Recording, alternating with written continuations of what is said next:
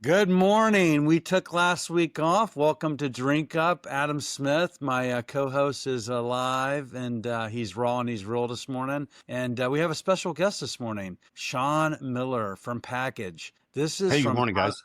yeah. Good morning, Sean. From this is from Pasta de Mescal. We're going to get into it, but a little brand called G4, which I'm sure a lot of you out there have heard of that. Brand. So we're just super excited, Sean, to talk to you. I know you have other brands we're going to get into, but hey, welcome to Drink Up. Hey, thank you, man. I appreciate it. Usually, I have a glass of tequila in my hand. It's 10 a.m. I might wait. I'll wait just a little bit, but I'm It's excited to be okay here. here if you want to have tequila. It's okay on my watch, man. So, Well, I uh, might. Let's see what happens. well, welcome, welcome. Why don't you tell us a little bit about, this morning we were talking. I'm like, what is PKGD, and You what does it sure? have to do with tequila and mezcal? Well, nothing. Except now I'll tell you I'm very proud. There's been a whole bunch of occasions in the last year when we since we actually put packaged on the back labels of our Okay, brands, welcome. Why don't and you tell us people have said to me, and people that I respect have said to me, when I turn that around and I see a packaged stamp on the back label, I know this is a good product, and I don't concern myself at all that I'm getting something that's high quality and value, and so I'm super proud of that. So Package has come to mean that. You mentioned pasta, and Package did come from a marketing agency. We were a digital marketing agency in Chicago at Merchandise Mart, and it was our hub. And we worked in Chicago is very food centric, right? So we worked with many food brands, primarily grocery store brands. Our biggest clients were pasta, and we were doing a combination of basically the food network and digital marketing in combination that was working really well for us. And then we were doing so much digital marketing that we had created a couple of digital toolkits for social media marketing.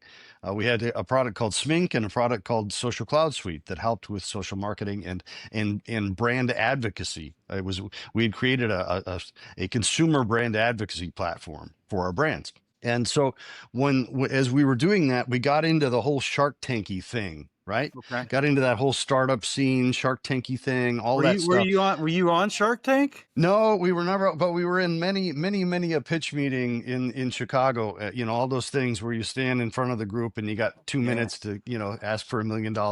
yeah. Uh, Were you and we ever in front of InvestBev? I'm just curious. Did you ever get invest those Bev. No, guys? I don't. Well, we weren't focused on drinks at all. We Okay. weren't in the spirits business at all. Oh, okay. And what did one of these investors that was in that audience that came to know us, he had invested in a tequila brand called Tequila G4.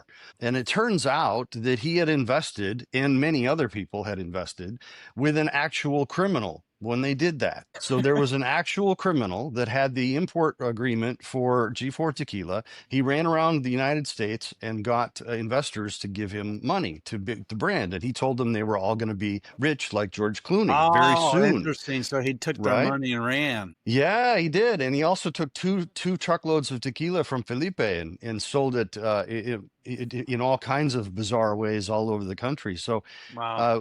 when particular investor, and then his name is Ross Pangieri, this particular investor ended up with I guess he was the most defrauded, and so he ended up with the import rights. He's an investor. He's actually a construction guy, Wow. and so he says, I don't intend to run this company, He was right? So buying pasta from you at the time, probably, oh, and he well, he paid. just knew us because of the social media marketing things, Right. and he knew that we were honest, and he knew we were pretty good, good marketers, and he asked us to help with that. And he actually had, this business, there's marketing and sales. He Yeah. actually asked some others guys to manage the selling part. Yeah. So we set about creating a website and learning about G4 and all these kinds of things. My partner Jeff Ernst, we've been friends since we were 12 years old, by the way, Oh, and wow. they call me right brain and they call him left brain. So if you ask Adam, you said Adam might ask some like technical questions. If there's Yeah. any math involved, I'm gonna plead mercy Yeah, and I'm say the right brain the guy. left. This too, and Adam's the left brain. That's probably describes us. Adam, would you agree?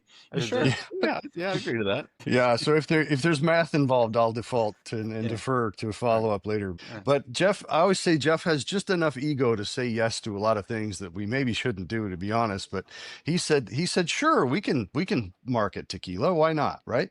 Yeah. And then very quickly the sales team got fired, and justifiably so. That I thought they were doing some really bizarre things, but so they got fired very quickly. The investors came back to us and they said, "Well, can you also sell the product?" And again, Jeff is sure. We've sold lots of things. We can figure that out. Wow. So it's been about 9 years ago now, and we started by going to Google and asking who's a liquor distributor in Chicago, and trying to hit zero on the phone and trying to talk to a person and telling them that we had what we thought was the next great tequila, even though we had no idea if we had the next great tequila Did or you not. We line had with? no. Did you land with Winebow from the get go? Then was that your first? Well, we started with cream wine in Okay. Chicago, and those guys were terrific. And gratefully now we're in a national contract agreement with Winebow, and we're in a very different place. But we started with 2 pallets of tequila, delivered to Chicago, distributed by Cream Wine, and that was about 9 years ago now. So Wow, it's really just a important what you're saying real here. quick, By the way, sorry to interrupt, Sean. yeah, So we deal with a lot of the start brands. Like yeah, we ship a pallet, and they're like, "Well, why aren't we doing 10 pallets?" And you just said you did 2 pallets 9 years ago, so you're yeah. not new.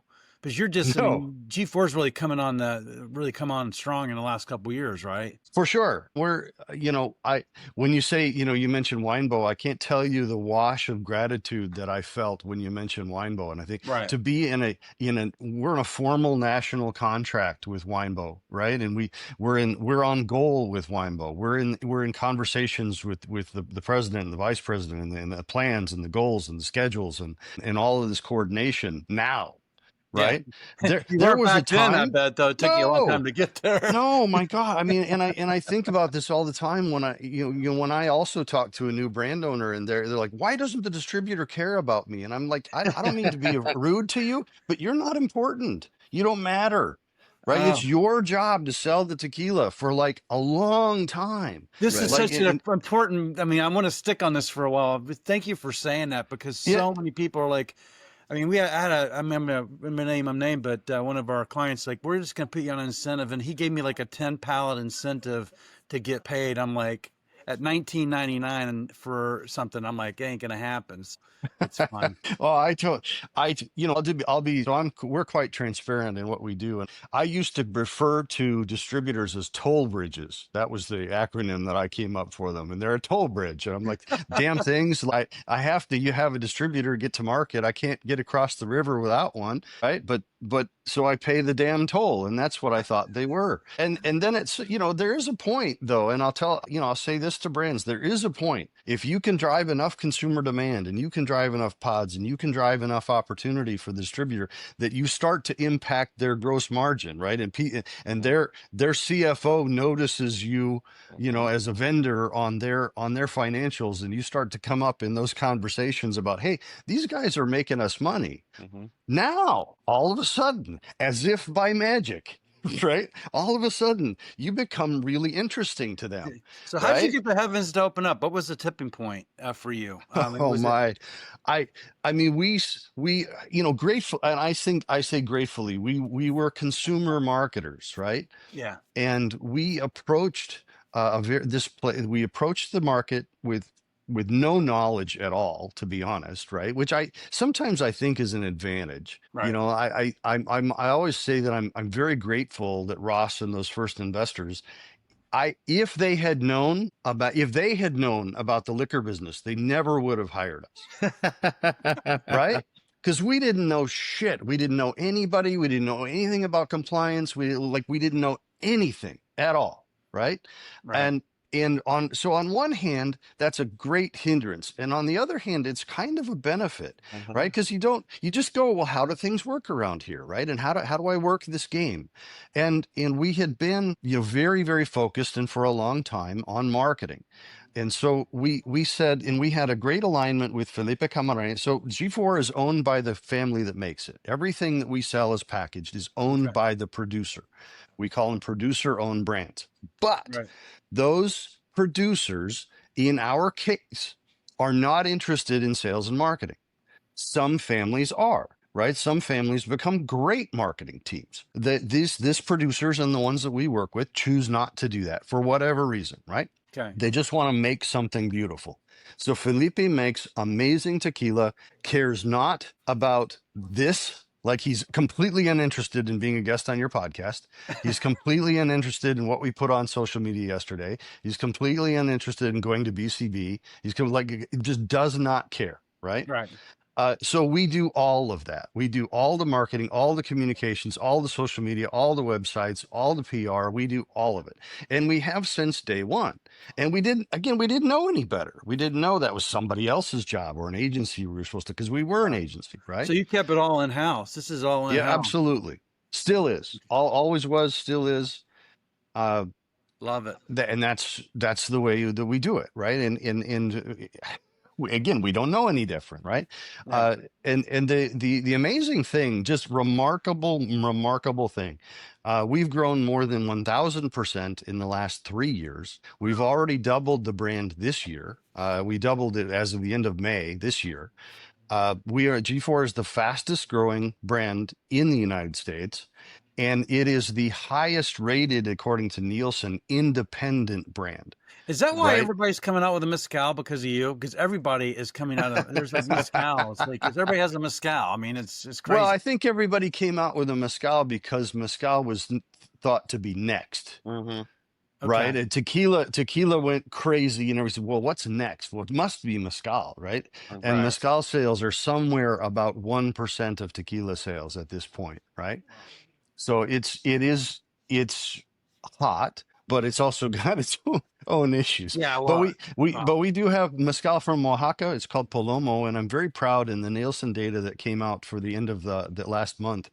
This was the fastest growing in terms of its distribution in the U.S. was the Palomo mezcal brand. So we by extension we're doing the same things, and What's by great is you're extension, showing up in we're having Nielsen. So many of success. these brands don't even show up in Nielsen. At least you can have the conversation, right? Some of Yeah, these for dudes sure. don't know what Nielsen is. Let's start there, Sam. Some of these brands Sean? don't know. I mean, I talked to ALP brands and not. Some of them don't know what Nielsen or IRI data is to begin with, let Yeah, alone it's a where they syndicated rank. data company that tracks consumer Sure. purchases at Yes. retail, right? Yeah. So you can just takeaway, right? And then they actually aggregate that data. You can look at things like velocity, ACV, et cetera. Yes. I was talking about, and then you look at like category growth. So you're leading the category in mezcal. We're- What percent? we're- What's your share of market of the mezcal category? It's very small, right? It's a very small brand, and we're growing really Yeah. fast. So it's I think, we're G4, we just achieved a half a percentage point,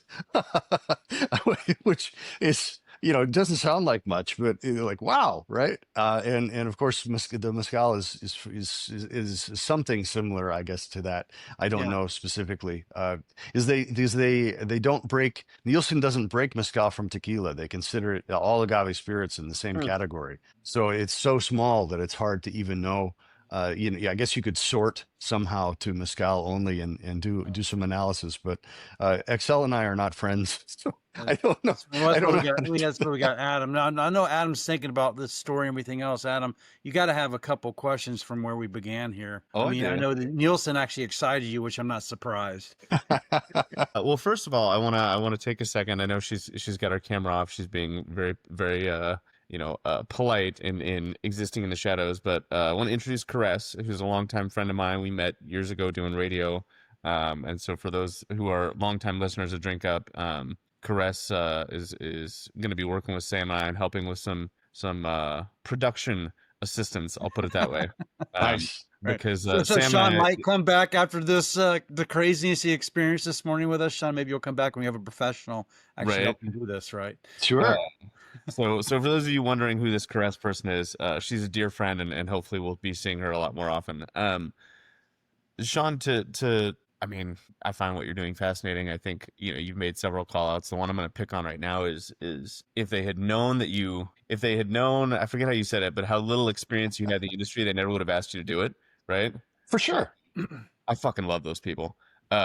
Meaning, calling somebody, I'm like, hey, like, I'll give you an example. And Sam and I have talked about this. I get probably no fewer than 3 or 4 times a month. Someone would be like, hey, can you help me with something? And I'm like, sure. And it'll be somebody, they're a client of mine or a customer I work with or somebody I know in the industry.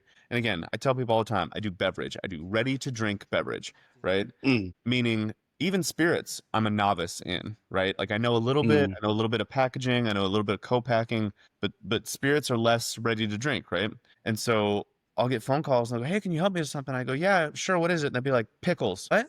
I go, why are you calling me about pickles? Well, I don't know. I just wondered if you had any ideas. I mean, I do, but they could be completely fucking wrong, right? But I'm Yes. happy to Yeah. help, right? And sometimes it works out.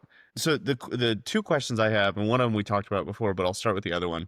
You mentioned you have a team of like 10, right? Yeah. Yeah. So how did the kind of super group assembly of where did they crawl out of the woodwork from? How did you compile that team? Yeah. Well, it's sort of typically Mexican, frankly. So I mentioned Juan Pablo. So Juan Pablo Iloreaga, he's from León, Guanajuato, and he's a documentary filmmaker, and he was a starving artist, as many starving artists would be. So the backstory is that Juan took a class, like a college class, in how can artists turn into a business? How can they make money? And they told him that he needed to find a niche and specialize in a niche. So he thought about what was he interested in, what could he do, where does he live, right? And he thought, well, there must be a lot of, American companies and big people that are investing in the tequila industry. And I only live like an hour from the tequila space, and I like tequila, and my friends like tequilas. Maybe I'll reach out to some brands. And he reached out on Instagram to G4 Tequila.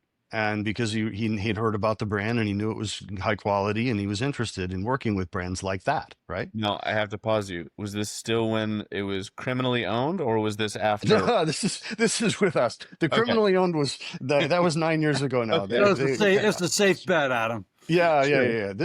This was only about 1 year ago. Okay, so this is recent, real recent. This is recent. This acceleration is recent. Okay. And so prior to that, I was literally doing all of this stuff myself.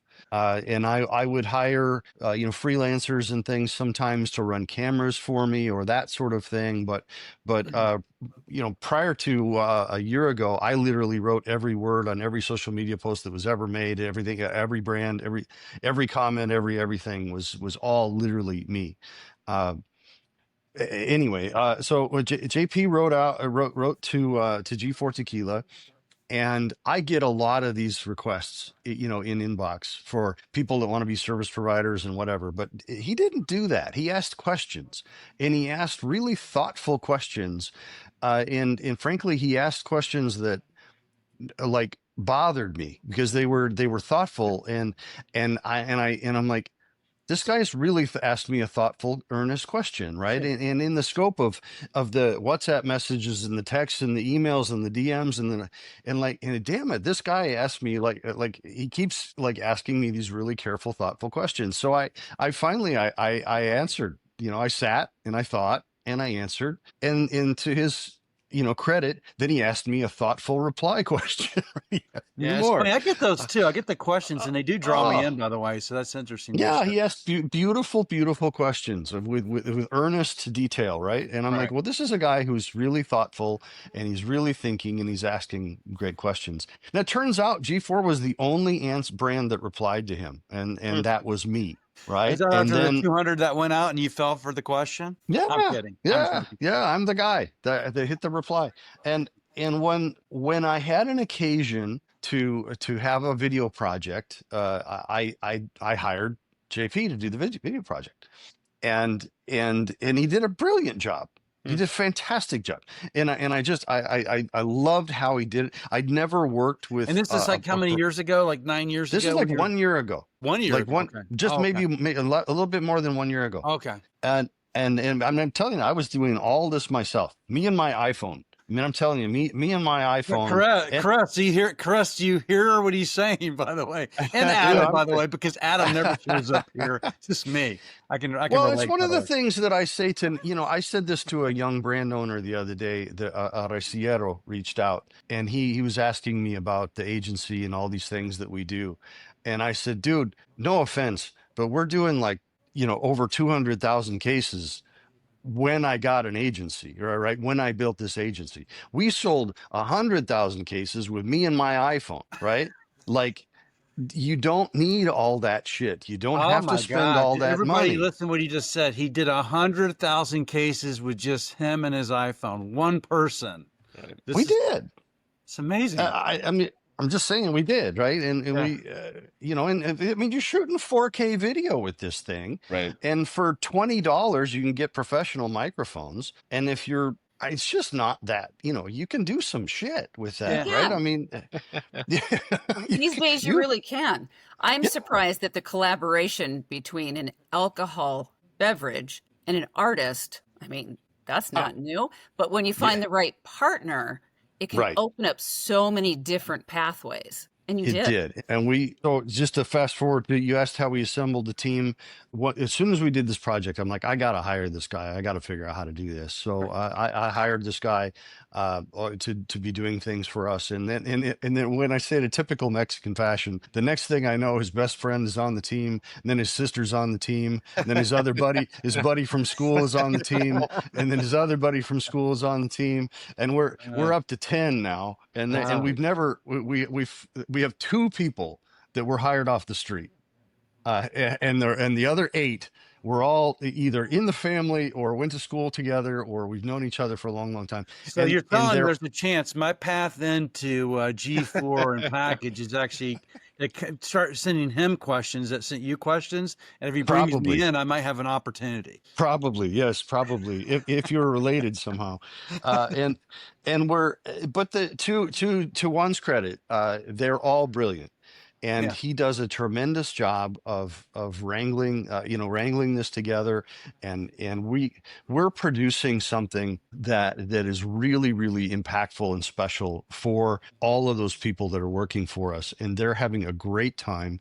If you know the job of an artist or a creative is a tough one, and it's mostly tough because you're always having to sell something to make a living. And so in this case, we've created an environment in which we have this whole collection of creatives that have nothing to do except be creative.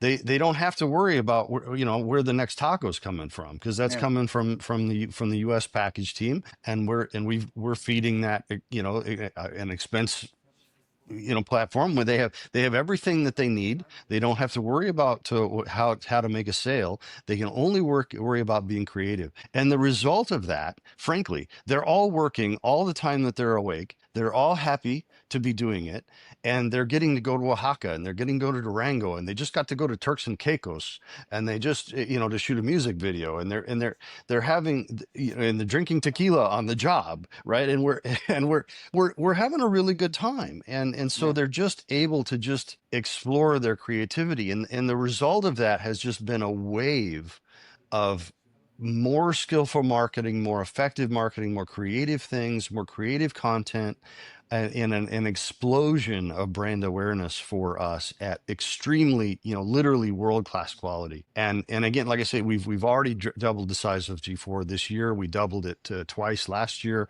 It's just has momentum How on are you meeting momentum. that demand? I mean, are you forecasting out 1,000% gross? Was this expected, unexpected? It's a numbers No, question, man. He said not that to was do. really hard. Originally, so the distillery, Felipe's distillery, is 15 years old.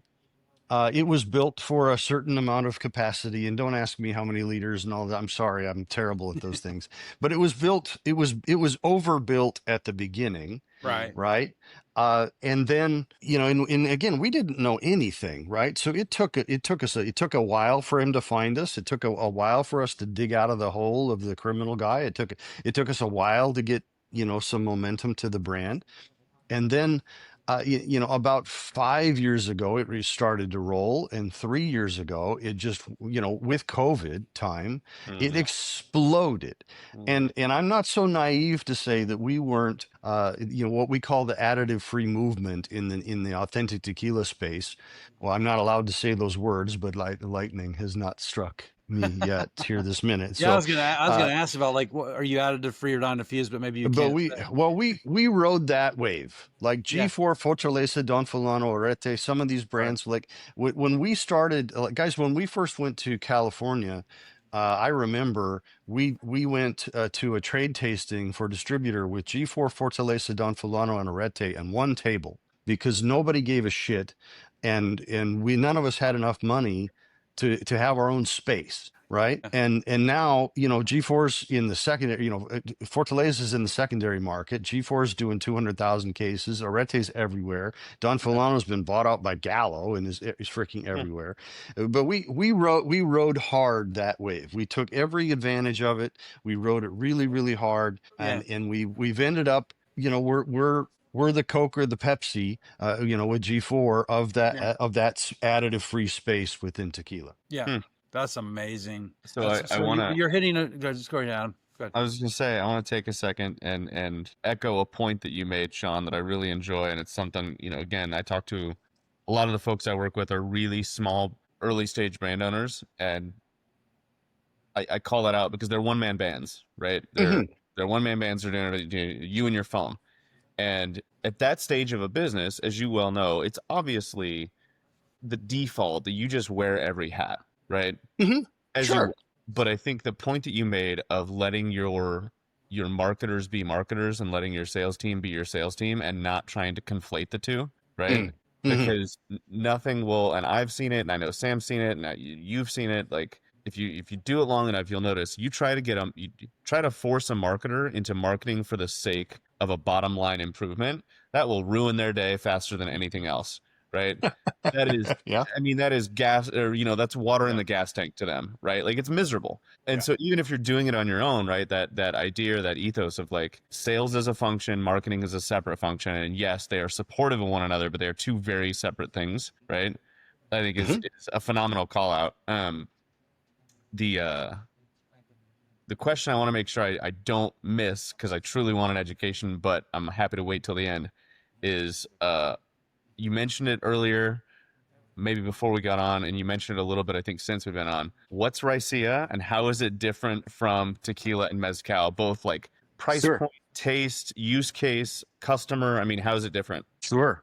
Can I just real quick, just to Yeah, let me back a please, please, parentheses. please. Yeah. So in the growth curve, so we started with Jeff and I. Mm-hmm. In the growth curve, when we got some traction, we added two operators, two sales professionals, operators with lots of industry experience. Sure. Mark Sorrell in Austin, Texas, Yeah. and Chris Risden, who was out of LA, who's now, like everybody else, moved to Idaho. But when he came on, he was from LA, and so we added operators. So, but we had to get to a level to be able to afford and support operators, right? And Sure. those guys are full partners of our company at this point, and they were part of the explosive growth in our ability to work as a sales organization with these distributors more effectively than just Jeff and I, right? As we started.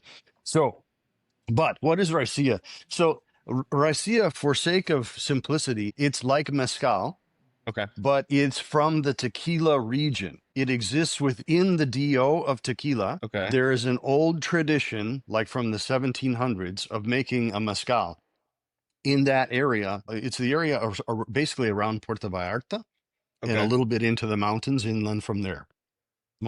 Small space, maybe not as big as Iowa, right? Like it's just a Okay. little spot. And they have a cultural tradition of making mezcal there called Racia, and it's unique from mezcal. It's unique from tequila. It's relatively unknown to this point, but when people ask me what's next, I believe that Racia is next. Okay. There It's a beautiful product. We just had Racia, by the way, talk about like a traditional spirits environment. We just sent some to the Beverage Tasting Institute guys in Chicago. Oh, They're cool. a well-respected tasting panel. Sure. The El Acabo Racia that we sell in the Plata, they scored it a 97. They were absolutely mind-boggled by it. They're like, Sure. there was the highest score of any agave spirit in their entire month of testing of agave spirits. Sure. So it's really complex and interesting. It has a little bit of funky notes to it from the fermentation and a style there. Uh, but it's very traditionally produced, like you would think of as a mezcal, probably, Sure.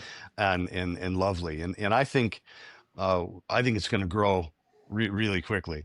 Well, Well, so you've gotten to the point where you I'm- can start to put innovation in, right? So you've grown your core brand, which has enabled you to do some other things, correct? Am I For guessing sure. that? Well, and that's, with the success of G4, and I didn't answer your question, Sam. You asked about production versus Yeah. demand, right? And I didn't answer that question. There was a time in which production could not meet demand to such a level that it began to engage in mezcal and Racia and other tequilas, and we marched forward for a number of years where we said, once we reached the point of problematic demand, and we said, Felipe, this is what we could sell. How much can you make? And I will invest. If you can make this, I will invest in this way, in this way, in this way, and we'll step forward. And we'd say, okay, and Jeff would make plans and forecasts, and he's much better at that than me.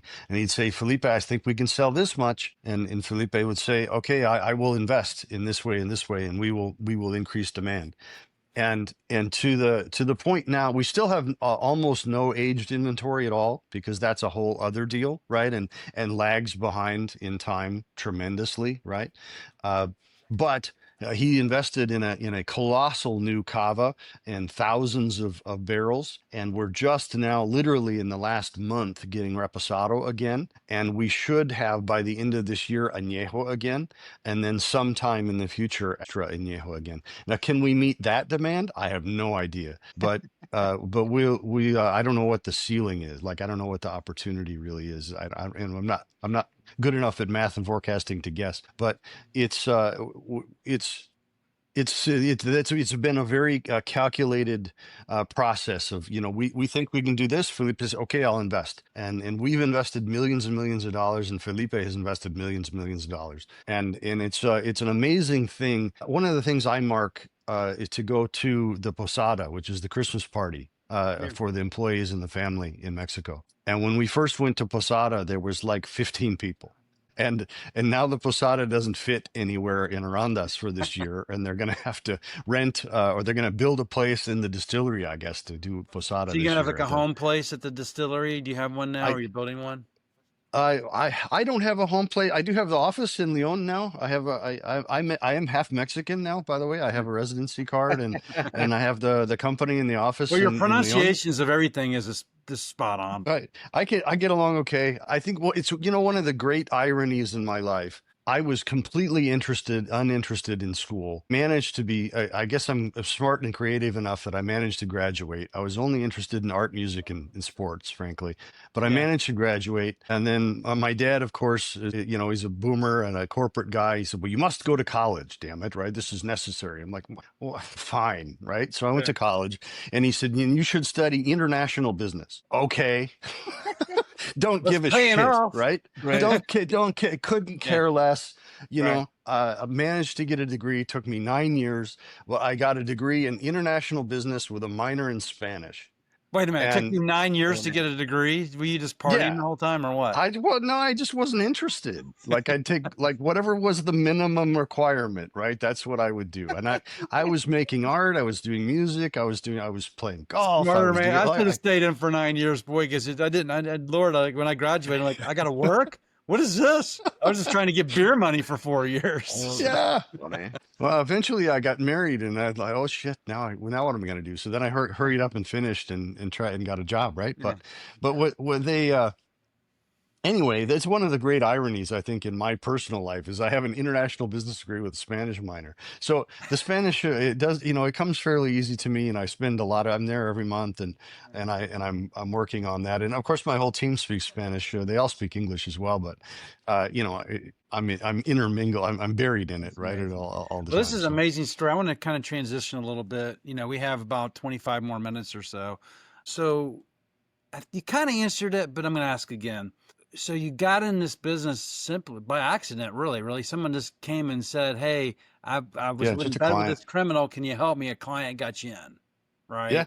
yeah, What keeps you in the business? So obviously you said it's been 9 years. I'm yeah. assuming first seven's been hard. Like what kept you going? It's all been hard. It's hard. Yesterday was hard. Yeah. I started working yesterday at 6 in the morning. I finished at 9:30 at night. Oh, And it was geez. hard. And I worked in, and I was, and my respiration was high part of the day, right? Yeah. Like I was working, right? Yeah. So it's all hard, but what the it's just completely like to some degree, it's just completely taken over my life. Like I said, I'm half Mexican now. This is my office, right? This is just completely taken over my life. So obviously I enjoy it. Yeah. But to be honest, I found a purpose that I was not looking for. And when I talk about like the posada party and seeing, 70 employees in the distillery plus their families that's cool, right? And Yeah. when I talk about uh, these kids that are working for me in Leon, right? And they have a career path, and they just got raises on the first of this month, and they have paths of education and career paths, and they got to go to Turks and Caicos, and they got to go to Oaxaca, and I mean I'm not an ego guy at all, but I can tell you that what we're doing is changing people's lives in significant ways in So that's your multiple purpose, is to countries. change people's lives in significant ways? I don't know, but there's purpose Sounds like there, it. right? Yeah. And it's clear. And when we found this spot to work with these producer-owned brands, that's something else that I Well, that I that can keeps you tell you. going because you got up at 6:30 in the morning, worked till 9:30 at night, and you said it's hard, right? But your purpose is Yeah. you're changing people's lives. They have a path to success. They have a path to education. They have a path to Yes. food. I mean, Yeah. that's a great purpose, Sean. I mean, I love that because We, and my just to share with my wife just real quick is our why is to put people to work and do right by brands, and that has yeah. informed everything we do. Yeah. Yeah. I'm not so eloquent. Or I haven't found Well, such clarity, but they to be honest, I just thought it was just another client, first of all. And then I hope, well, hopefully we'll sell some tequila, and maybe, and then I hope, well, maybe we'll make some money. And now we're at a whole different thing.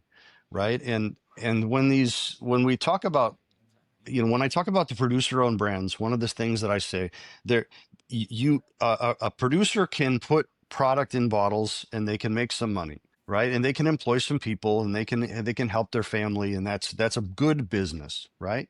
yeah. But that's not brand value, right? And in today's world, brand value is a whole other deal, Mm. right? And there's people coming around, there's when I say we're the largest independent brand in the top 15 of Nielsen, right? There's not another independent brand. They're Yeah. all Pernod Ricard, Bacardi, Diageo, Cuervo, etc. All I of them, bet you they're all right? calling you, by the way. Well, they're interested. Yeah. I'm not sure. I think we're quite annoying to them, to be frank, right? Yeah. But they like to come by at like BCB and ask weird questions, Yeah. like guys in suits, and they come and ask questions, right? But Sean, but I'm and what it's just what I wanted to say is that brand value, Yeah. right, is not in our case, it is not for some basketball player or some it's for the producer. sure. And in this case, it's turning out to be generational wealth value, right? And that's a thing I haven't resolved yet in my mind, but I know it's clear to me, and that it's a lot of money. and that if it's going to change communities and families for a very, very long time, and it's all just a big freaking happy accident. Well, I've been going I'm, down to Mexico for 40 years. And actually, as a kid before that, I went down. But I mean, I'm sure it's just what you're doing with those jobs and those people in that community and helping them with what you're creating is fantastic. it I reminds me mean, of it reminds me of, I don't know if you guys listen to comedy at all, but there's a line from Mitch Hedberg that he says, "I'm sick of following my dreams. I'm just gonna ask where they're going and hook up with them later." And that's, as you're talking, show, you're just like, yeah, man, I didn't plan for any of this, but I'm that's super a No. post this afternoon from you, Mr. Smith. right. We do have, I do want, before we run out of time, Robert on LinkedIn had a question. He said, what's the current energy levels for non-alcoholic RTD brands to create an alcohol line? And do you get any proposals? He said, I handle a ginger beer brand and we had tried to get a partner for a Moscow Dark and Stormy RTD. Oof. Um, Well, in my world, I'm hanging around with spirits producers primarily, and they're interestingly, they quite often say, "Well, should we make an RTD?" Right? That's the question. Like, are Mhm. we missing out? Right? Everybody Mhm. has FOMO, right? Am I Yeah, missing out because I don't have an RTD? sure. Uh, and to be honest, I've generally told them that I think that market is well saturated, well represented, and not in need of new brands. And what we learned, we did mess around with an RTD as a broker one time.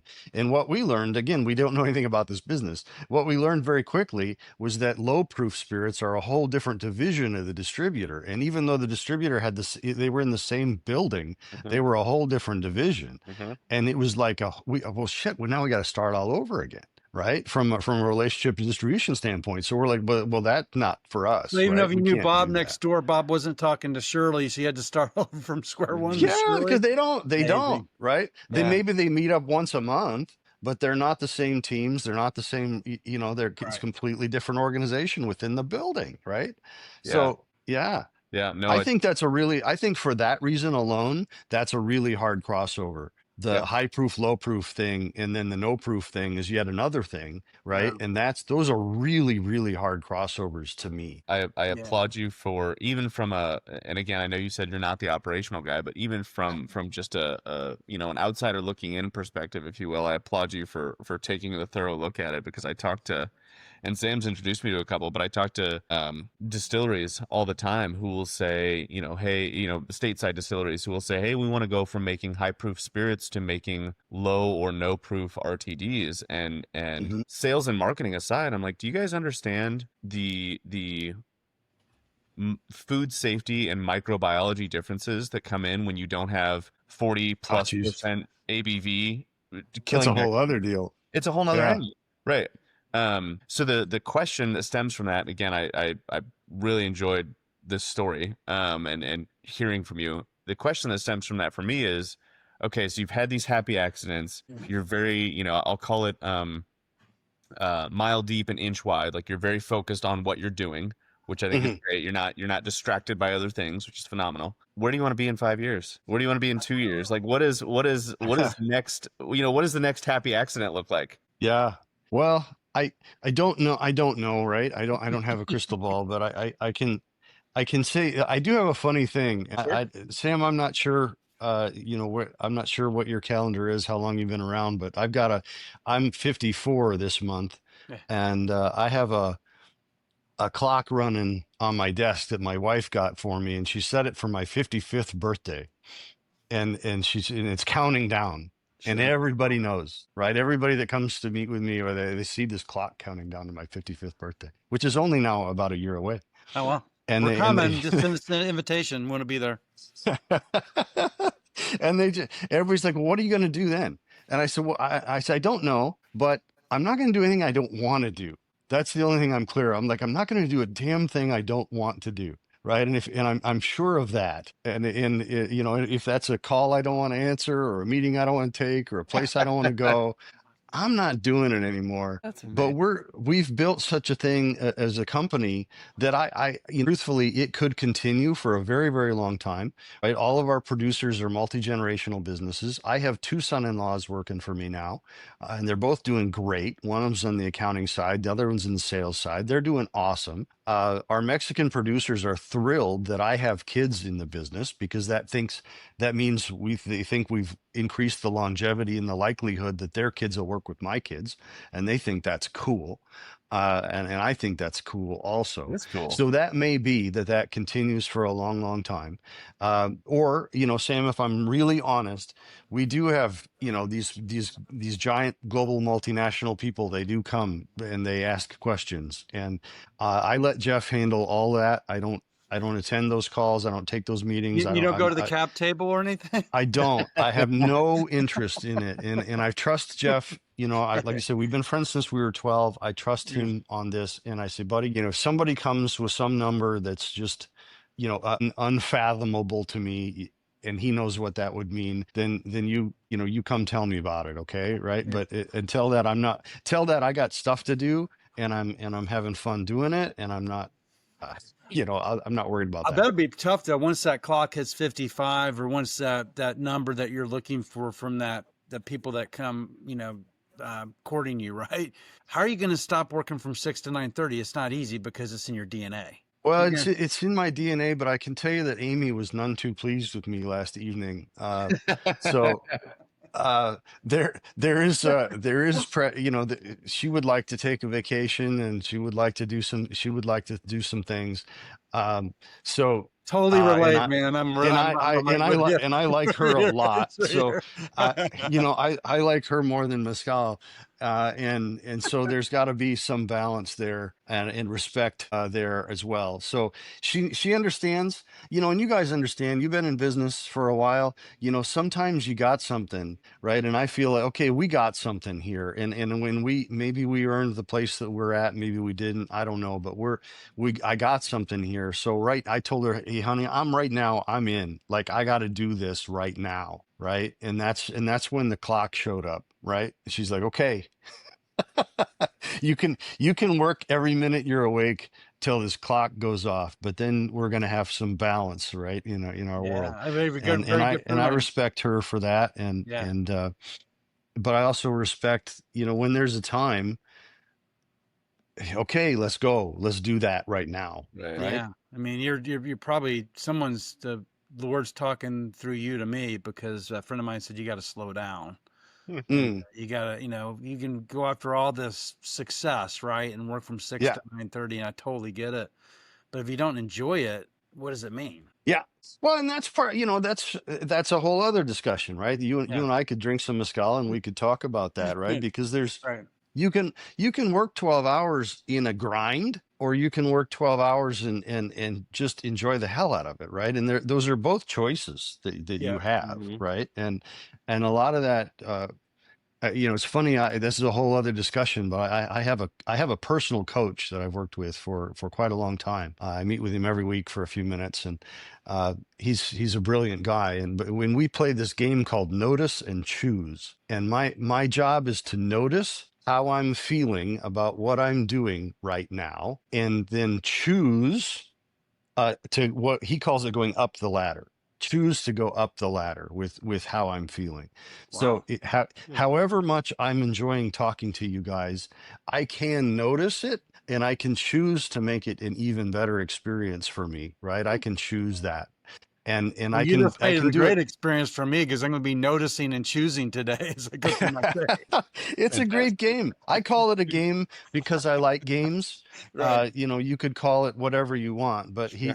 Kellen calls it notice and choose, and it's a habit, and it's a little bit of meditation that goes on for me at all times now after quite a long time, Huh. and it doesn't really matter.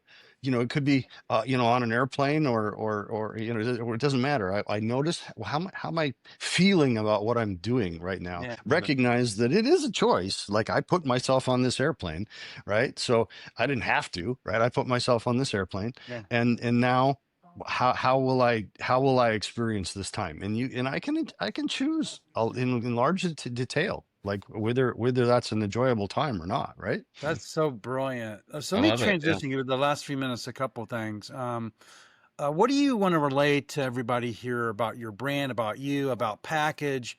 What's the kind of 3 or 4 things that you want people to know about you, your brand, your company? This has been a great conversation this morning, and I Thank have you. some other questions, but this has been, I've really enjoyed it, Sean. We want to definitely have you Thank you, on sir. again. But Mhm. what would you like to convey to everybody that's here this morning? Well, I think I think for people that are listening that are interested in agave spirits, right? That's my context. So if they're interested in agave spirits, I would like them to know that we're earnestly working very, very, very, very hard at what we do, and so are our producers. And we have a three-legged stool of packaged, and the products are owned by the family that makes it. We just talked about that.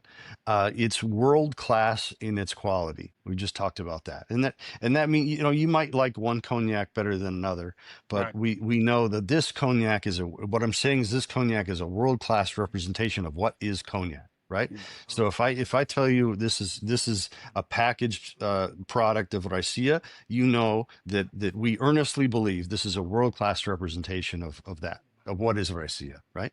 And lastly, this transparency thing, right? So this came sort of born of the additive free movement. We're not allowed to say those words, but that what we do is completely transparent. And even if we did have additives, we would tell you, right? So That's what we truth mean and by that. labeling, everything on your label is what's in the Yeah, label. and all the way through. Who Yeah. owns the product? What's in the product? How is the Yeah. product made? Who is Package Group? What do we do? How do we do it? Right?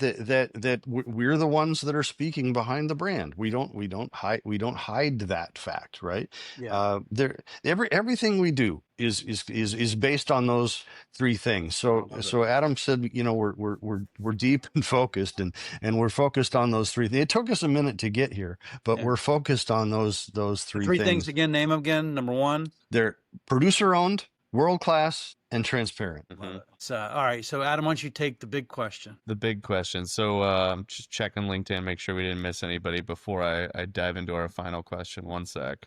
Let's see. I feel the Nope. pressure a little So bit. right. I feel. So no, the big question is in your experience, what has been the difference between success and failure? I I'm gonna circle back to what we were just talking about. That it's hard to measure, but it's obvious to me that many people are having their lives positively impacted by what we're doing. And that's clear. And some of them are cortaderos in the field in Oaxaca, and some of them are own distilleries, and some of them are graphic artists, and some of them are salespeople, and some of them are bartenders, and there's a lot of people that are involved in what we do, right? But everybody, I really believe that we've achieved enough momentum, and we're doing it in the right way. I mean, I believe that we're doing it in the right way. Like I'm sure people disagree with me. I'm sure people don't like me. I'm sure that, but I believe like I'll testify that I'm doing the best that I can, right? And being as honest as we can, and as transparent as we can.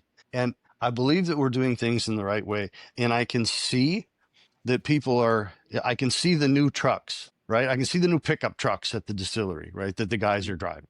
I can see the fruits of these things. And that's something that I did not expect. As I said, I wasn't seeking that. I didn't expect that. It's not a mission statement, but it's happening. And it's happening in the US, and it's happening in my own family, right? Well, one of my son-in-laws just got a raise, because he worked really hard, and he Yeah. learned a bunch of shit, and he's doing really good work. And so he got a raise, right? And he was thrilled, right? So I'm seeing these things happen, and I'm just very proud and very grateful. And I'll tell one other story, just real quick, if I may. We Oh just yeah. launched this music video last night. I told you about that, right? Yeah. This guy Jeff Hodges and Turks and Caicos, and he made this song "Sipping on Some G4," and it's on YouTube now. It's on Spotify and all these things, right? Jeff has never had success as an artist. He's been a guy that's helped other artists be successful. He's 61 years old. He writes this song. He reaches out to G4. I like this song, and I decide to make it the summer anthem of G4. And Jeff, we talked last night as this thing launched, and with tears in his eyes, he's telling me how we made him feel and how respected he and how proud he is of this thing and this video. And he's so honored to have, flown from Mexico to Turks and Caicos and spent a week and made a video. He's so honored by this and so impacted by this. And the guys in his band and the guys that are around, right? And his children are there, right? This is just this is just the newest example of how what we're doing. Is Jeff going to make any money on this? I don't know. Am I going to increase sales because of that? I don't know. But we've made a really, really, really big impact on his life and the guy in his band and his family and then the people that produced the content, right? The people, the kids that got to go there and do that and do that work. And they worked hard. They were on set at 6 a.m. They were on set at sunset all week, right? And they worked hard, but they did good work, and it's fruitful, and I like it. That's awesome. Well, I mean, your That's success, obviously, because you have purpose, is what you're saying. You have a purpose. You're helping people's lives. You gave your son-in-law a raise, but he worked hard to earn it. He did. The 61, he's made other people successful, but you gave him a shot at G4 to do your song, and you brought tears to his eyes. And that speaks so much about your brand, about you, and about why you do what you do. And we very much appreciate all of that.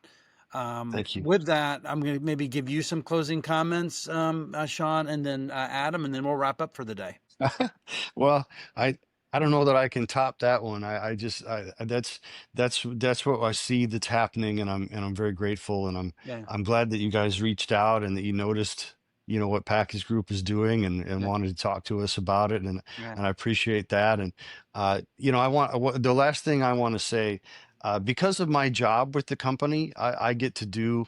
I'm kind of the Geico Gecko of the company, right? I get to do these interviews.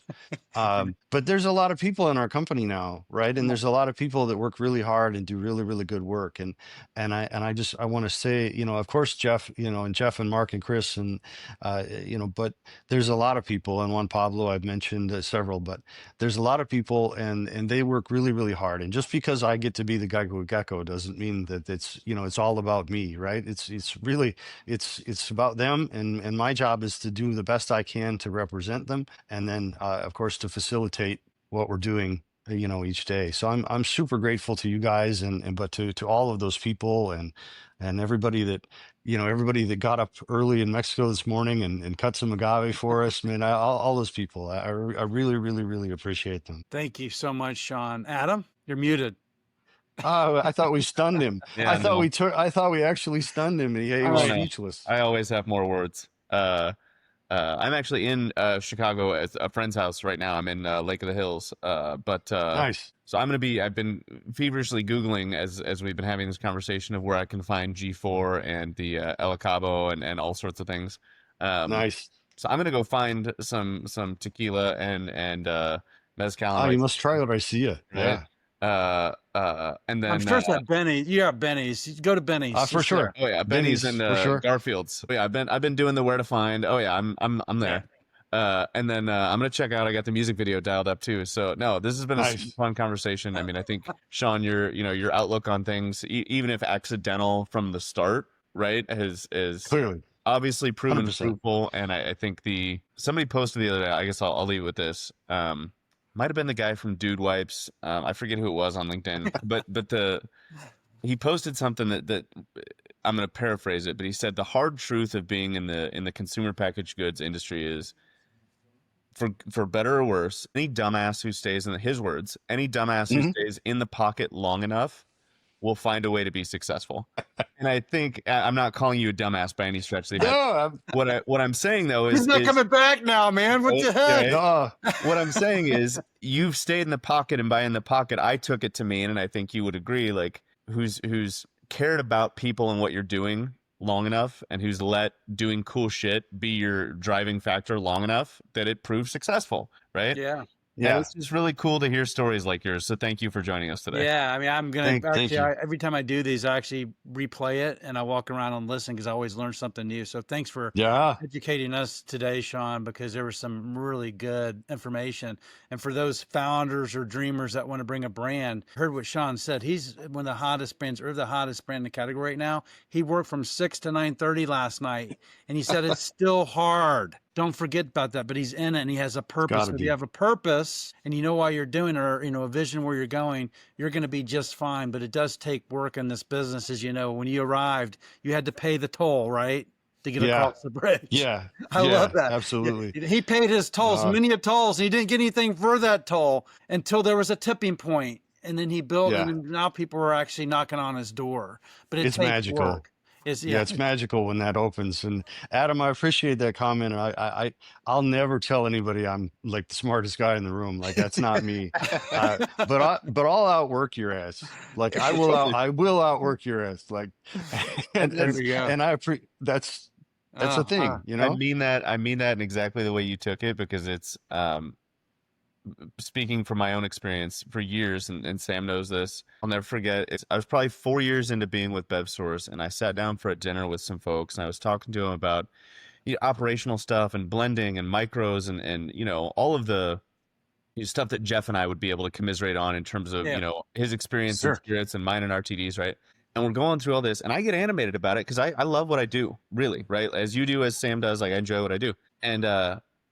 And they asked me, and it's the best example. It's happened a few times over the years, but they said, "Where did you do your technical learning?" And I went, "What do you mean?" And they said, "Well, where'd you go to school?" And I was like, "Northern Iowa." And they were like, "Oh, do they have like a beverage or a microbiology program?" I'm like, "They might." And they looked at me, and I'm like, "What do you mean they might?" And I said, "My degree's in PR, guys. Like I picked all this shit up on the fly." Right. Yeah. But that's the people I enjoy working with. And I'm not saying that some of them didn't go to school for it, because some of them did. But I love asking people how they got into this industry, because it's almost never by intent. It's almost Sure. always accidental. And then they're like, "I just really like it, and it's fun, and it seems to come easy to me." I'm like, "I'll work with you." Cool. Yeah. Yeah. So, Yeah. anyway. Yeah. Well, Cool. awesome. This was a great conversation. I'll ask you, all of us, to stay on the line because we have to download our content.